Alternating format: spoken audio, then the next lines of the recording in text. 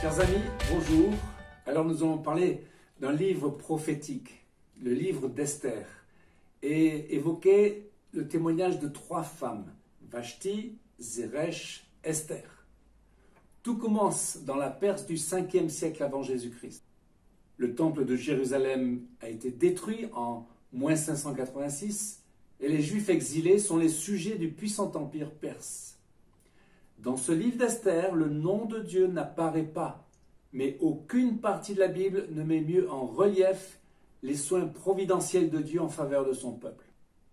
C'est le roi Assuérus, Xerxès, qui est sur le trône de l'empire perse, et son épouse, c'est la reine Vashti.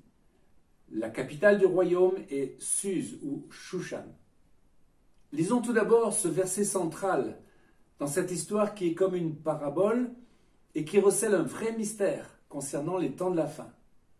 Ce verset concerne Esther, l'héroïne du livre, et lisons donc Esther 4, verset 13. Mardochée répondit à Esther, « Ne t'imagine pas que tu échapperas seule d'entre tous les Juifs parce que tu es dans la maison du roi. Si tu te tais maintenant, le secours et la délivrance surgiront d'autre part pour les Juifs, et toi et la maison de ton père vous périrez.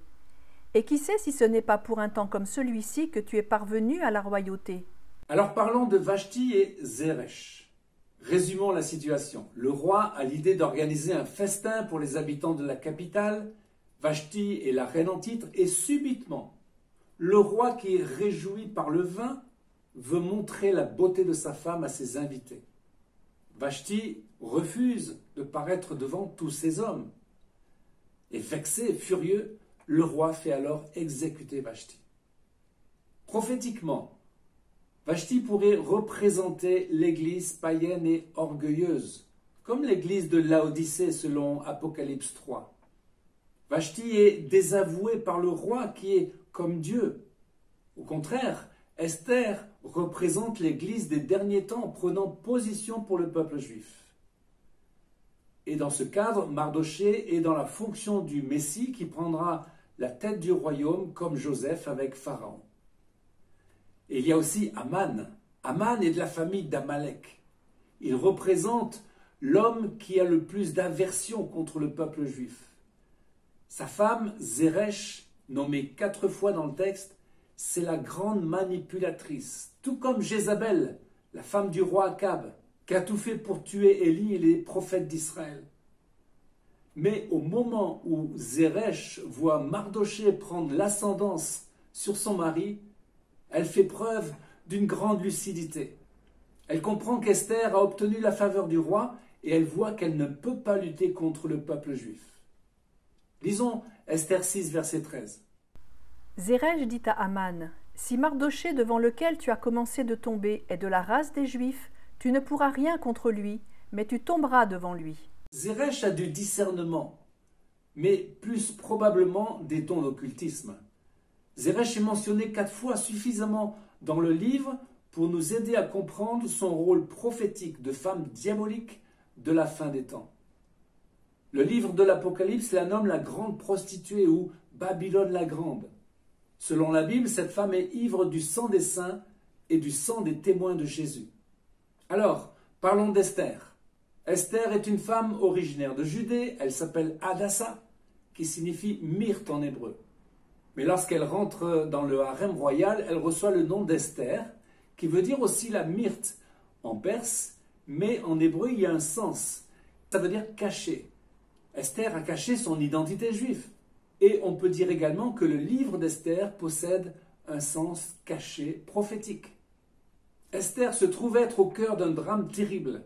Elle est confrontée à Aman, qui est à la place du vice-roi de Perse, et nous voyons que cet homme démoniaque va influencer le roi pour détruire le peuple de Mardochée. Lisons Esther 3, 8. Alors Aman dit au roi, « Il y a dans toutes les provinces de ton royaume un peuple dispersé et à part parmi les peuples, ayant des lois différentes de celles de tous les peuples et n'observant point les lois du roi. Il n'est pas dans l'intérêt du roi de le laisser en repos. Si le roi le trouve bon, qu'on écrive l'ordre de les faire périr. » Esther prend alors une décision digne d'une reine.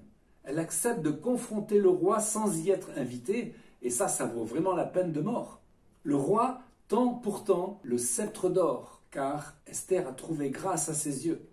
Mais avant cela, Esther avait demandé à tous les Juifs la prière et le jeûne pendant 3 jours. Son courage se résume en ces mots: « Si je dois périr, je périrai ». Esther est prête à mourir pour le peuple juif, comme Ruth la Moabite, comme Moïse et comme Paul. Cette première victoire d'Esther permet l'exécution de Haman, qui sera pendu au gibet, et c'est Zeresh, sa femme, qui avait prévu cela pour Mardoché. Et pourtant, la menace écrite contre le peuple juif existe toujours. La loi des Mèdes et des Perses ne peut être révoquée. Et l'édit d'extermination des Juifs ne peut être annulé. Et la solution est trouvée quand Esther obtient une deuxième fois la faveur du roi. Esther 8, 8. Le roi Assuérus dit à la reine Esther et au juif Mardoché: « Écrivez donc en faveur des Juifs comme il vous plaira, au nom du roi, et scellez avec l'anneau du roi.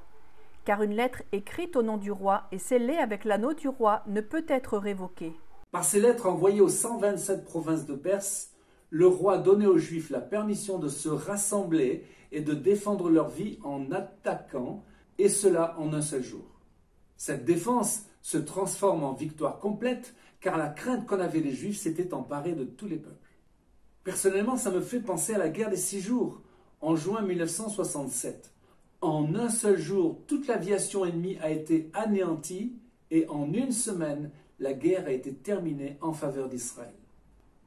Cette situation devrait se répéter à la fin des temps. Les prophètes ont prédit que les nations s'apprêteront à détruire Israël, mais l'intervention personnelle du Messie s'opposera aux nations et stoppera le projet devant détruire Israël.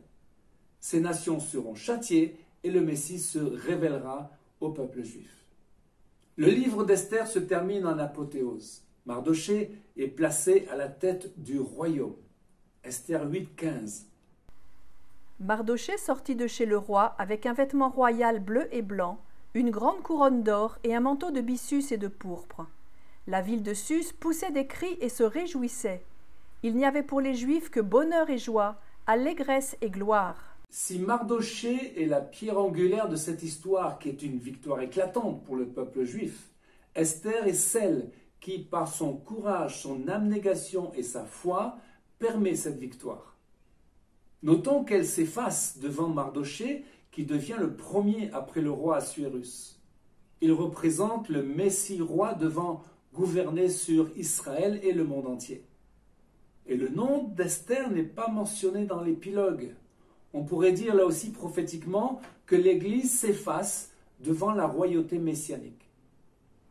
Notons pour finir que l'ordre d'Esther confirma l'institution de la fête de Pourim, le 14e et 15e jour du mois Adar, qui fête l'annulation du décret de mort, le pour ou le sort que Haman avait jeté sur les Juifs. On pourrait comparer ce décret à la solution finale décidée par les dirigeants nazis en 1942 lors de la conférence de Wannsee à Berlin. Ce projet avait évidemment pour but de détruire et d'anéantir la communauté juive d'Europe. Finissons donc avec Esther. Elle est l'étoile et la myrte. Il est intéressant de voir justement que cette étoile, c'est comme le Magen David, l'étoile d'Israël. Et la myrte, Hadassah, s'associe également à la gloire de Dieu, selon Isaïe 55. Et s'associe aussi à la dernière fête des temps, c'est-à-dire Sukkot. Chers amis, le caractère d'Esther est pour nous un exemple extraordinaire. C'est une vraie héroïne. Nous voyons en Esther le type de l'Église des derniers temps. L'Église cachée qui possède une grande ferveur et n'hésite pas à offrir sa vie pour obtenir la faveur du roi et toucher le bout de son sceptre. Aspirons à avoir ce cœur d'Esther et faire partie de cette Église. Amen. Chers amis, à une prochaine fois pour une nouvelle vidéo en direct de Jérusalem.